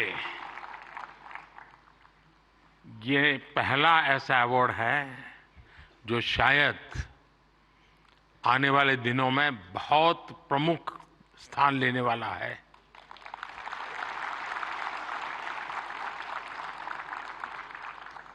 ये इस नए युग को एनर्जाइज कर रहे आप सब युवाओं को सम्मान देना, क्रिएटिविटी को सम्मान देना और समाज की रोजमर्रा की जिंदगी के प्रति जो संवेदनशीलता है उसको सम्मान करने का अवसर है। भविष्य में ये अवार्ड कंटेंट क्रिएटर्स के लिए बहुत बड़ा मोटिवेशन बनेगा, उनके काम को एक बहुत बड़ी पहचान मिलने वाली है। आज जिन्हें नेशनल क्रिएटर्स अवार्ड मिले हैं, मैं उन विजेताओं को तो बधाई देता ही देता हूं, पर जिन्होंने इसमें बढ़ चढ़ करके हिस्सा लिया, क्योंकि बहुत कम समय मिला था, हम ज्यादा इस चीज को पॉपुलर भी नहीं कर पाए थे और मैं नहीं चाहता था कि मैं इसमें और समय गंवाऊं, लेकिन जल्दी जल्दी में भी, इतने कम समय में भी 1.5-2 लाख क्रिएटिव माइंड्स इसके साथ जुड़ जाए, ये मेरे देश की भी एक पहचान बना देता है।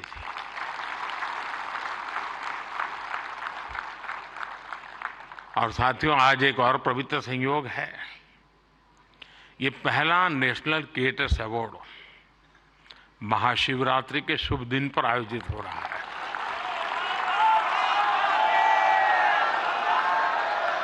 और मेरे काशी में तो शिव जी के बिना कुछ नहीं चलता है।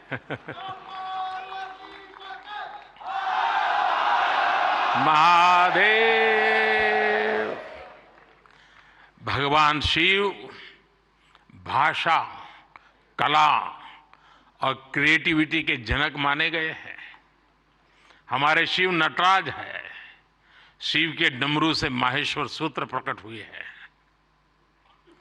शिव का तांडव लय और सृजन की नींव रखता है इतिहास, और इसलिए यहां जो क्रिएटर्स हैं उनके लिए नए सब्जेक्ट मिल जाएंगे।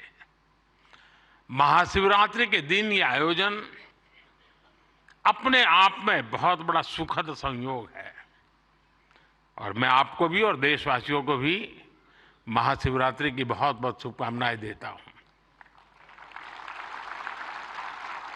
फ्रेंड्स, आज इंटरनेशनल वुमेन्स डे भी है, लेकिन मैं देख रहा हूं पहली बार पुरुष ताली बजा रहे हैं, वरना उनको लगता है हमारा तो कोई डे आता नहीं। आज जो अवार्ड मिले हैं उनमें भी बहुत सारी बेटियां मैदान मार गई हैं, मैं उनको भी बधाई देता हूं। और भी मैं देख रहा हूं क्रिएटिव वर्ल्ड में हमारे देश की बेटियां बहुत बड़ी मात्रा में सबको देख रहा हूं, मुझे बहुत गर्व हो रहा है आप लोगों को देख करके। मैं देश की सभी महिलाओं को, बहनों को, बेटियों को इंटरनेशनल वुमेन्स डे की बहुत बहुत बधाई देता हूं। और आज ही मैं अभी, आप तो यहां बैठे हैं, मैं गैस सिलेंडर का 100 रुपया कम करके आया हूं।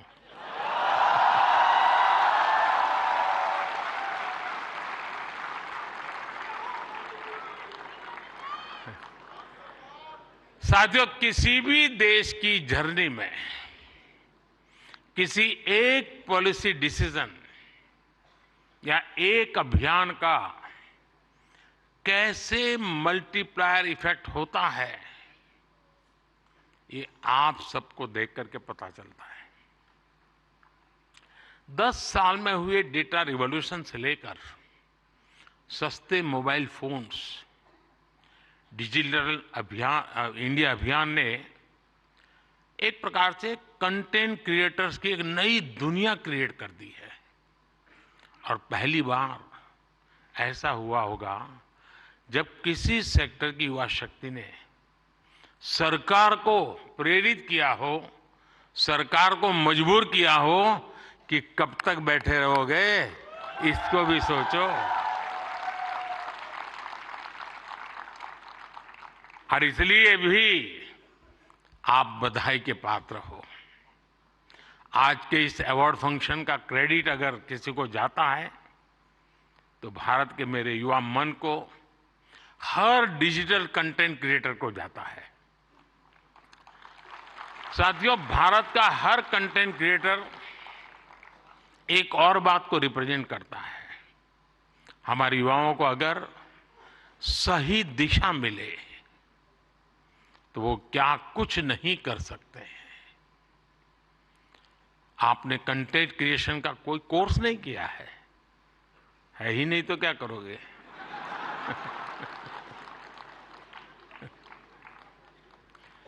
पढ़ाई के टाइम करियर सेलेक्ट करते हुए ये सोचा भी नहीं होगा कि हम कंटेंट क्रिएटर जैसा कुछ बनेंगे। लेकिन अपने भविष्य को पहचाना, फ्यूचर को देखा और ज्यादातर लोगों ने वन मैन आर्मी की तरह काम शुरू कर दिया। अब ये श्रद्धा को देखिए, खुद अपना मोबाइल लेकर के बैठ जाती है। अपने प्रोजेक्ट में आप ही राइटर, आप ही डायरेक्टर, आप ही प्रोड्यूसर, आप ही एडिटर, यानी आपको ही सब कुछ करना होता है। यानी एक प्रकार से इतनी टैलेंट एक जगह पे जमा हो जाए और फिर वो जब प्रकट हो तो उसका सामर्थ्य कितना हो सकता है अंदाज लगा सकते हैं। आपने आइडियाज गढ़े, इनोवेशन किए और उन्हें स्क्रीन पर जीवंत बनाया। आपने दुनिया को न केवल अपनी क्षमता से परिचित करवाया बल्कि लोगों को दुनिया भी दिखाई। आपने जो हिम्मत दिखाई उसी के कारण आज आप सब यहां पहुंचे हैं और देश बड़ी आशा के साथ आपको देख रहा है।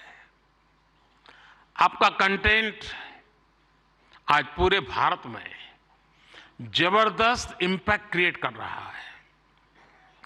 आप एक तरह से इंटरनेट के एमवीपी,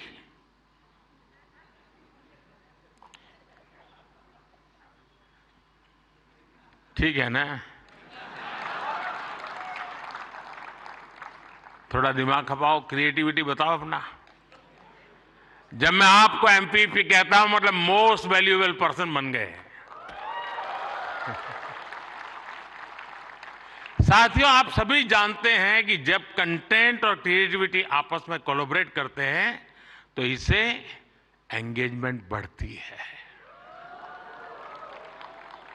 जब कंटेंट डिजिटल से कोलैब करता है तो ट्रांसफॉर्मेशन आता है। जब कंटेंट पर्पस से कोलैब करता है तो इससे इंपैक्ट दिखता है। और आज जब आप लोग यहां आए हैं तो मुझे भी बहुत सारे विषयों पर आप लोगों से कोलैब रिक्वेस्ट करनी है।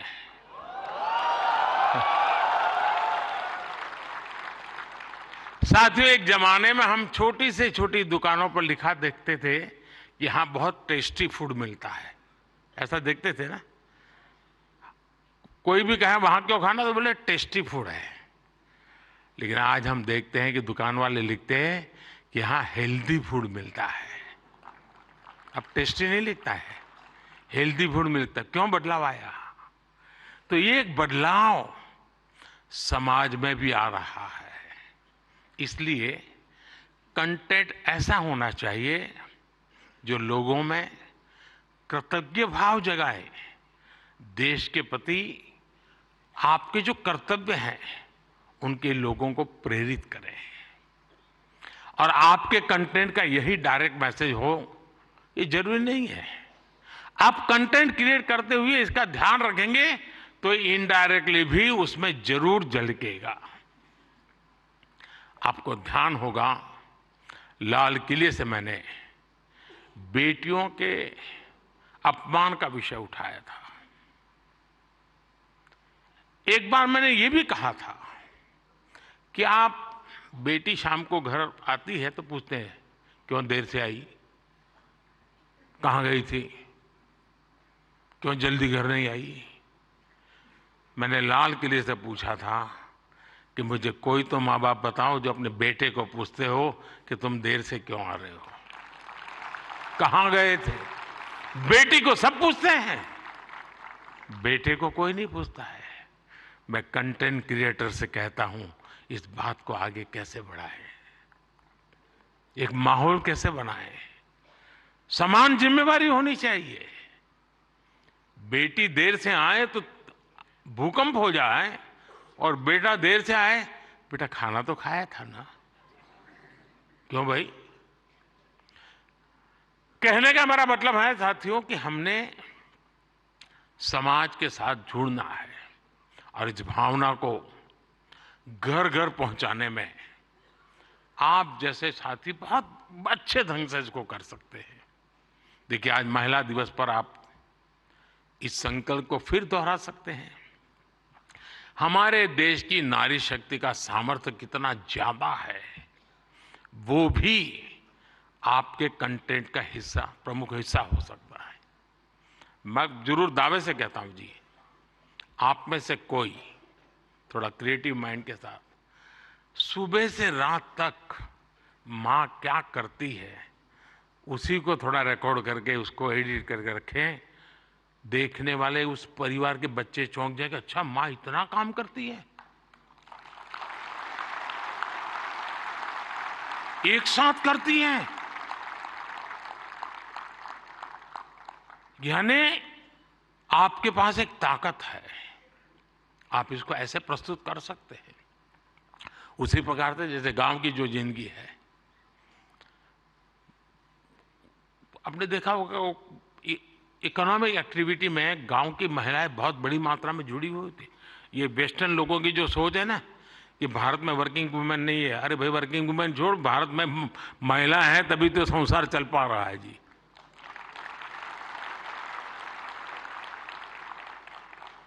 गांव में आप देखेंगे इतनी इकोनॉमिक एक्टिविटी हमारी माताएं बहनें करती है। अगर ट्राइबल बेल्ट में जाएंगे, पहाड़ों में जाएंगे तो आपको मैक्सिमम इकोनॉमिक एक्टिविटी हमारी माताएं बहनें करती हैं जी। और इसलिए हमारी क्रिएटिविटी के द्वारा हम ये जो गलत परसेप्शन बने हैं ना, बड़े आसानी से बदल सकते हैं, हकीकतों के आधार पर बदल सकते हैं। और मैं मानता हूं हम इसको करना चाहिए। अगर एक दिन की जीवन की सिर्फ साइकिल को हम दिखाएं तो पता चलेगा कि हमारे यहाँ पशुपालक हो, किसान महिला हो, मजदूरी करने वाली महिला हो, कैसे काम करती, कितनी मेहनत करती है। साथियों, स्वच्छ भारत की सफलता से आप सभी परिचित हैं और आपने उसमें सहयोग भी किया है, लेकिन ये तो निरंतर चलने वाला जन आंदोलन है। कहीं पर भी कोई सफाई की अच्छी चीज आती है, अब जैसे मैंने अभी एक रील देखा, कोई टाइगर पानी पीने जा रहा है और उसमें प्लास्टिक की बोतल देखता है तो टाइगर मुंह से प्लास्टिक का बोतल उठाता है और कहीं पर जगह पे छोड़ने के लिए चला जा रहा है। अब इसका मतलब मोदी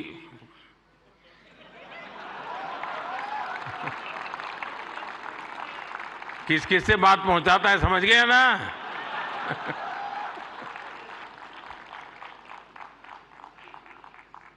अब उसके माध्यम से आप भी पहुंचा सकते हैं और इसलिए आप इस विषय पर भी लगातार कुछ न कुछ जरूर करते रहिए। एक अहम विषय भी मैं आपसे स्पर्श करना चाहता हूं दोस्तों। ये छोटी छोटी चीजें जो मेरे मन को छूती है, मेरा मन करता है कि क्रिएटिव माइंड के लोग हैं तो शायद मैं मन खोल करके बातें भी कर सकता हूं। मैं भाषण नहीं कर रहा मुझे।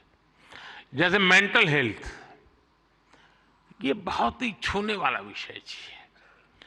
और वैसे तो डिजिटल प्लेटफॉर्म पर काफी कंटेंट हंसी मजाक से जुड़ा होता है, लेकिन कई अन्य गंभीर विषय भी होते हैं। मैं देखता हूं मेंटल हेल्थ को लेकर, बहुत बधाई हो आपको, बहुत बधाई हो, बहुत बधाई हो, बहुत बधाई हो। मैं नहीं कह रहा हूं नहीं बनाते हैं, मैंने बोला ही नहीं है जी, मैं ऐसी गलती नहीं कर सकता हूं। मुझे मेरे देश के टैलेंट पे भरोसा है, मुझे मेरे देश के लोगों की संवेदनशीलता मुझसे जरा भी कम नहीं है।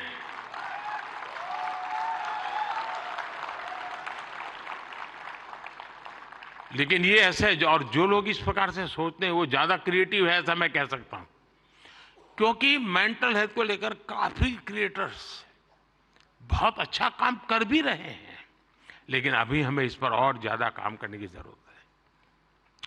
और हो सके तो लोकल लैंग्वेज, गांव के अंदर एक परिवार में अगर ऐसा बच्चा है, उनके लिए क्या हो सकता है, बड़े शहर में 5 स्टार दुनिया में तो होगा, क्योंकि उनकी जिंदगी में ये बहुत जरूरी है जी। उसी प्रकार से एक बहुत बड़ा महत्वपूर्ण विषय है बच्चों में स्ट्रेस का। हमें पता नहीं होता है, पहले तो हमारा जॉइंट फैमिली होता था और बच्चे कभी दादी संभाल लेती थी, कभी दादा संभाल लेते थे, कभी नाना, कभी चाचा चाची, भाभी भाई।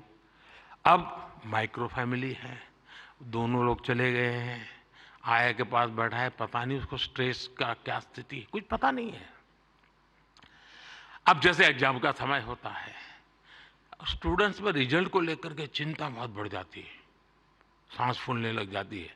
रिजल्ट आने पर फोन पर दोस्तों तो कह रहे जैसे रिजल्ट अभी आ गया हो, लेकिन धीरे धीरे पारा गर्म हो जाता है। मैंने कोई 12-15 साल पहले एक छोटी सी फिल्म देखी थी। उस जमाने में तो उतना वीडियो कोई पॉपुलर नहीं था, लेकिन मेरी ये रुचि है जानना, समझना, सीखना। और उसमें ये बताया गया था कि कुछ भी गलत निर्णय लेने से पहले बेहतर जीवन जीना ज्यादा आसान है और कितना जीवन सुंदर बनता है। और उस बच्चे को एग्जाम देनी होती थी, उसको लगता है ये सब मैं नहीं कर पाऊंगा, तो आत्महत्या करने के लिए सोचता है। शायद उसके जो क्रिएटर होंगे उसको याद आ जाएगा, मुझे पूरा याद नहीं, क्योंकि मैंने 15-16 साल पहले इसको, 20 साल हो गए होंगे। तो उसको मन करता है कि मैं रस्से से टांग करके जान दे दूं, तो रस्सा खरीदने जाता है। तो वो उसे पूछता है कितने फीट चाहिए लंबा, तो वो सोचता है फीट क्या होता है, तो जाके पढ़ाई करता है, फीट ऐसे होता है। फिर वो कहता है उसको वो हुक चाहिए, तो लोहे का चाहिए, कैसा चाहिए, उसकी पढ़ाई का। फिर उसके ध्यान में आता है यार मरने से ज्यादा तो पढ़ना सरल है। बहुत ही अच्छी फिल्म बनाई है उसने, हार्डली 7-8 मिनट की होगी। लेकिन जब मैंने उसको देखा, और वो ये जो आत्महत्या करने का मूड बन जाता है बच्चों का, छोटी सी चीज है लेकिन उसके जिंदगी को एक नई राह दिखा देती है। अब आप भी जानते हैं मैं परीक्षा पे चर्चा का कार्यक्रम करता हूं। आपको लगता, कई लोगों को मजाक उड़ेगा क्या यार के प्राइम मिनिस्टर है क्या बच्चों के साथ परीक्षा पे चर्चा करता रहता है, फालतू समय का। मैं जानता हूं दोस्तों, मैं कोई सरकारी सर्कुलर निकाल करके बच्चों की जिंदगी नहीं बना सकता। मुझे उनके साथ जुड़ना पड़ेगा, उनको जानना पड़ेगा, जी जान से जुटना पड़ेगा। और उस समय यानी बारिश के बाद अगर मैं खेत में काम करूं तो काम का है, परीक्षा के दिनों में उसकी बड़ी ताकत होती है। और इसलिए मैं हर साल रेगुलरली ये कार्यक्रम करता हूं, क्योंकि मेरे मन में यही होता है कि इन बच्चों के साथ मैं कुछ बातें करूं, खुल करके बातें करूं। हो सकता है किसी को एक आध चीज काम आ जाए, उनके मन को छू जाए, उनका हाथ पकड़े, उनकी हैंड होल्डिंग करे, उनके माँ बाप को लगे, टीचर को लगे। साथियों ये सारे काम मैं तो रील बनाने के लिए समय नहीं निकाल सकता, तो मैं ऐसे काम कर लेता हूं, लेकिन आप तो वो भी कर सकते हैं जी। क्या हम ऐसा कंटेंट और ज्यादा बना सकते हैं जो यूथ में ड्रग्स के नेगेटिव इफेक्ट्स को लेकर अवेयरनेस लाए?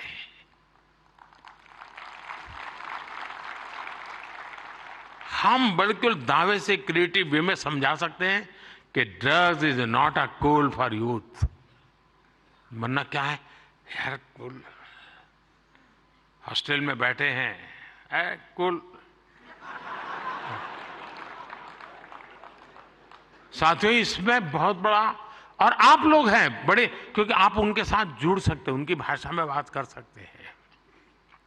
साथियों, अगले कुछ दिनों में लोकसभा के चुनाव होने जा रहे हैं। आप ये मत सोचिए कि आज का ये इवेंट इसके लिए है।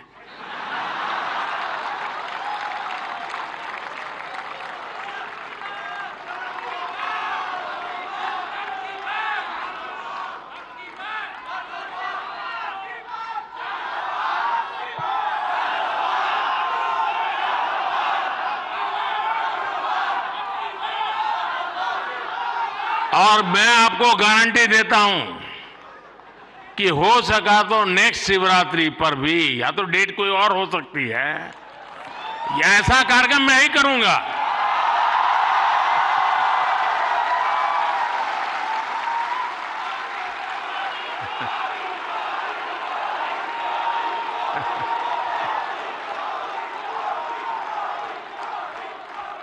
लेकिन मैं लोकसभा चुनाव का विषय उस अर्थ में नहीं लाया हूं, क्योंकि मुझे भरोसा है मुझसे ज्यादा मेरे लिए आप मरते हैं।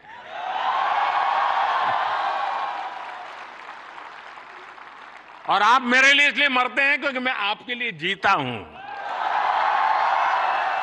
और जो अपने लिए नहीं जीता है उसके लिए मरने वाले बहुत होते हैं जी।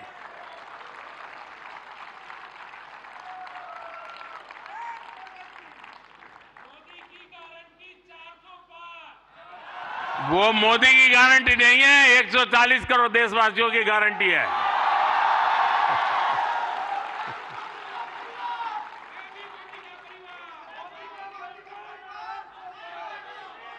ये बात सही है, ये मेरा परिवार है।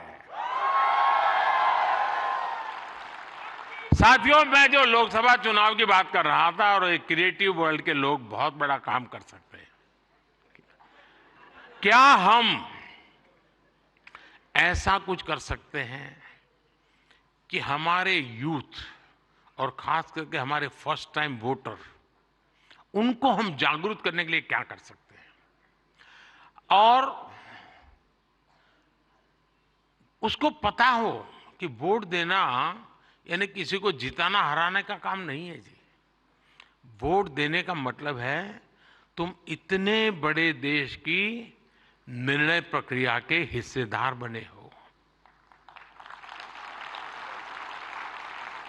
तुम देश का भविष्य बनाने वाले एक महत्वपूर्ण पार्टनर हो। ये उस तक पहुंचना जरूरी है जी।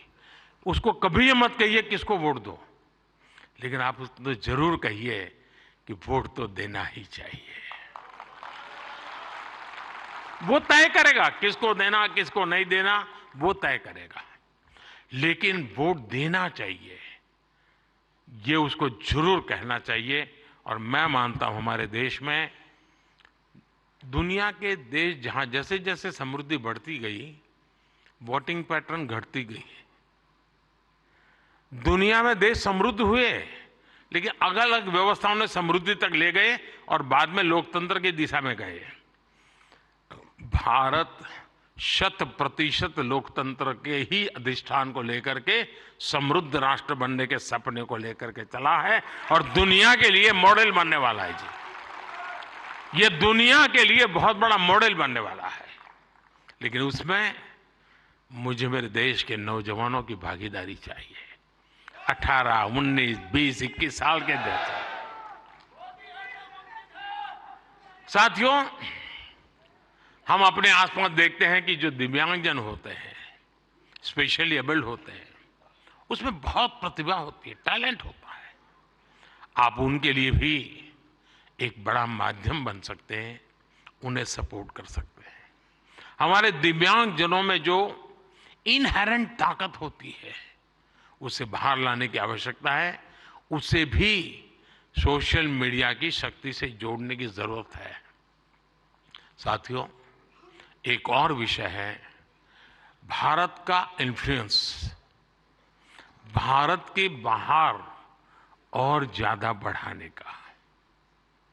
आज दुनिया में आप में से जो भी परिचित होंगे विश्व के साथ, आज भारत का तिरंगे का बहुत आन बान शान है, भारत के पासपोर्ट की आन बान शान है कि नहीं है? है ना? आपने देखा होगा यूक्रेन से बच्चे जब निकल रहे थे, तिरंगा झंडा दिखा दिया, काम चल जाता था जी।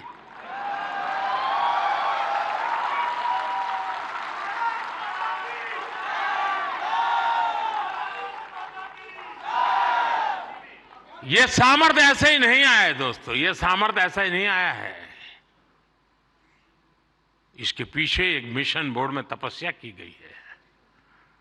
दुनिया में आज वातावरण बदला है, लेकिन उसको और अधिक आज भी दुनिया में कुछ परसेप्शन ऐसे ही है हमारे लिए। हम उसको बदल सकते हैं क्या? और मैं मानता हूं, मुझे याद है मैं एक बार किसी एक देश में गया था, तो एक इंटरप्रेटर मेरे साथ था। तो परिचय वो कंप्यूटर इंजीनियर था, तो उस सरकार में काम करता था। तो मेरी मदद की उसने, 3-4 दिन मेरे साथ था वो, तो परिचय हो गया। तो आखिर में उसने कहा, साहब आपको बुरा न लगे तो एक सवाल पूछना चाहता हूँ। मैंने कहा क्या? नहीं साहब, आपको बुरा नहीं लगेगा ना? मैं कहा नहीं ये दोस्त, 3-4 दिन से आप देख रहे हो, बुरा लगने का सवाल नहीं, आप जरूर पूछिए। नहीं रहने दो साहब, नहीं पूछता हूँ। नहीं मैंने कहा पूछो यार। उसने कहा साहब क्या अभी भी आपके देश में सांप सपेरे जादू टोना यही होता है क्या?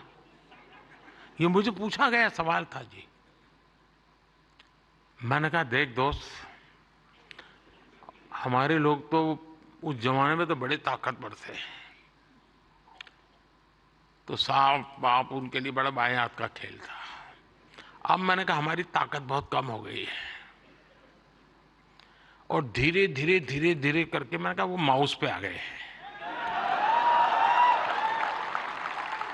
लेकिन मैंने कहा वो माउस से पूरी दुनिया को हिलाते हैं। साथियों, मेरे देश का ये जो सामर्थ्य है ना, इस सामर्थ्य को हम आज अगर विदेश में बैठे किसी शख्स को, मैं समझता हूं हमारे सामर्थ्य से आकर्षित करें, उनको लाने की दिशा में हमारा काम हो, हम अपने कंटेंट को ऐसा क्रिएट कर सकते हैं।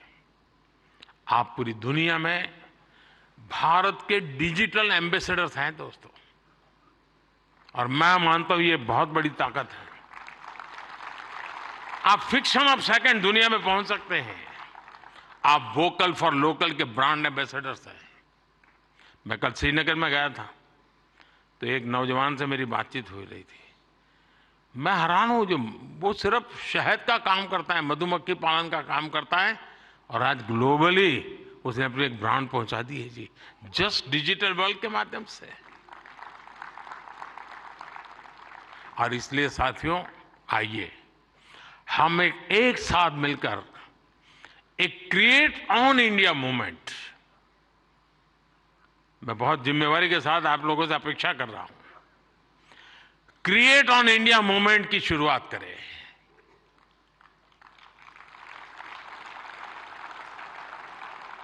हम भारत से जुड़ी स्टोरीज को, भारत की संस्कृति को, भारत के हेरिटेज और ट्रेडिशंस को पूरी दुनिया से शेयर करें। हम भारत की अपनी स्टोरी सबको सुनाएं। Let us create on India, I create for the world. आप ऐसा कंटेंट क्रिएट करिए जो आपके साथ ही आपके देश, हम सबका देश भारत को भी ज्यादा से ज्यादा लाइक्स दे। और इसके लिए हमें ग्लोबल ऑडियंस को भी एंगेज करना होगा, दुनिया की यूनिवर्सिटीज के साथ, दुनिया के नौजवानों के साथ जुड़ना होगा। आज पूरी दुनिया में लोग भारत के बारे में जानना चाहते हैं। आप में से कई लोग विदेशी भाषा को जानते हैं, नहीं जानते होंगे तो आपको एआई की मदद से काम हो सकता है। कुछ लोग सीख भी सकते हैं। आप ज्यादा से ज्यादा यूएन लैंग्वेज में, जर्मन, फ्रेंच, स्पेनिश जैसे लैंग्वेज में कंटेंट बनाएंगे तो आपकी और भारत की भी रीच बढ़ेगी। हमारे अड़ोस पड़ोस के देश हैं, उनकी भाषाओं में हम कुछ करें, हमारी एक अलग पहचान बनेगी। और आपने देखा होगा पिछले दिनों बड़ा महत्वपूर्ण डिसीजन हमने लिया है। मैं भी कुछ दिन पहले बिल गेट्स के साथ गप्पे मार रहा था, तो ऐसे ही एआई वगैरह सारे विषयों पे बहुत चर्चा निकली। कभी उसके विषय में जरूर आपको पता चलेगा। लेकिन हमने अभी कल ही एक डिसीजन लिया है। हम एआई मिशन को, और मैं मानता हूं दुनिया देख रही है कि भारत एआई में क्या काम करेगा, क्योंकि भारत लीड करेगा, मान के चलिए दोस्तों, क्योंकि मैं आपके भरोसे बोल रहा हूं।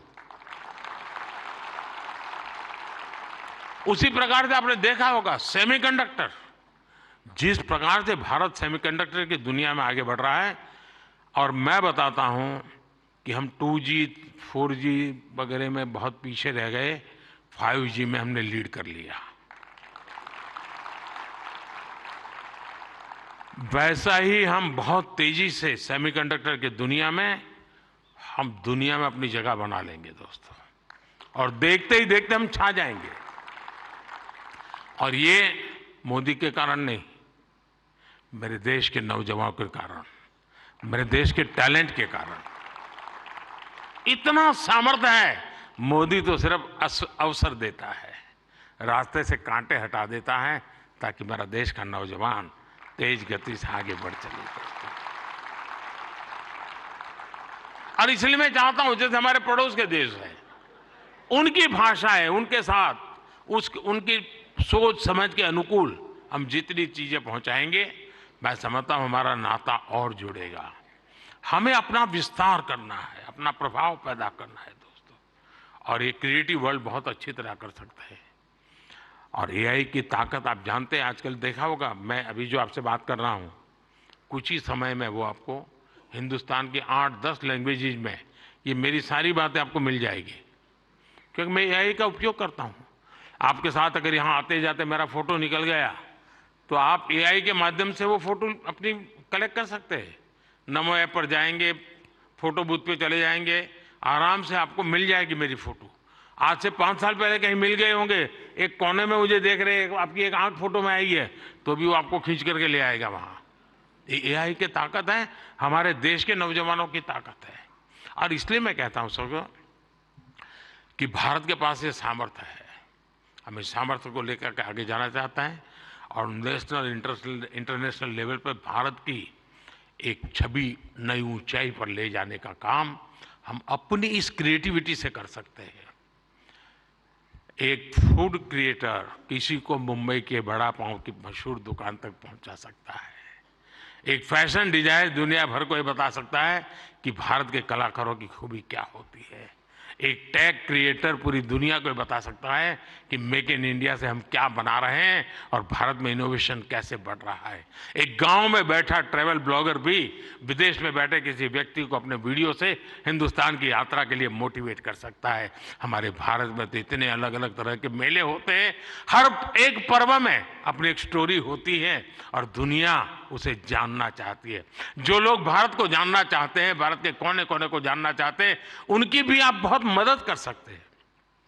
साथियों, इन सारे प्रयासों में आपकी स्टाइल, आपका प्रेजेंटेशन, आपका प्रोडक्ट, आपके फैक्ट्स, अगर मैं मानता हूं हकीकतों विषय में कॉम्प्रोमाइज कभी मत कीजिए। आप देखिए, एक यूनिक अंदाज में आप जाएंगे। अब देखिए, आर्टिफैक्ट्स तो बहुत होते हैं, आर्कियोलॉजी वाले ने बहुत चीजें निकाली होती है, लेकिन जो म्यूजियोलॉजी जानता है ना, वो जब उसको बनाता है, रखता है, तो हम उस युग में पहुंच जाते हैं। 300 साल पुरानी चीज देखते हैं तो लगता है कि मैं उस समय जी रहा हूं। क्रिएटिविटी की ये ताकत होती है दोस्तों।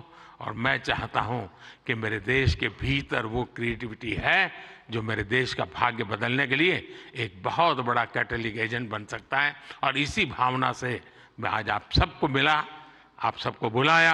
आप बहुत ही कम नोटिस से आए, आपने कुछ करके दिखाया है। जूरी को भी मैं बधाई देता हूं, क्योंकि 1.5-2 लाख लोगों की एक एक बारीकी को पहुंचाना बड़ा कठिन काम है।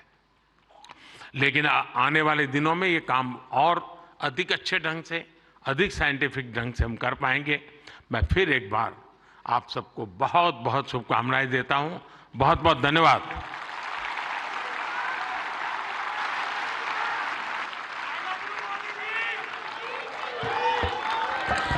आपका बहुत बहुत आभार माननीय प्रधानमंत्री जी। आपके तो इस वक्त दिल्ली के भारत मंडपम से राष्ट्रीय रचनाकार पुरस्कार आप देख रहे थे, जहां पर प्रधानमंत्री नरेंद्र मोदी का संबोधन चल रहा था और उन्होंने सबसे पहले तो जो विजेता हैं उनको पुरस्कार वितरित किए और बधाइयां उनको दी। लेकिन इसके साथ ही हम कंटेंट को लेकर के किस तरीके से और आगे बढ़ सकते हैं, उसके लिए भी दिशा कहीं ना कहीं दिखाने का काम प्रधानमंत्री नरेंद्र मोदी ने किया है। नारी शक्ति को किस तरीके से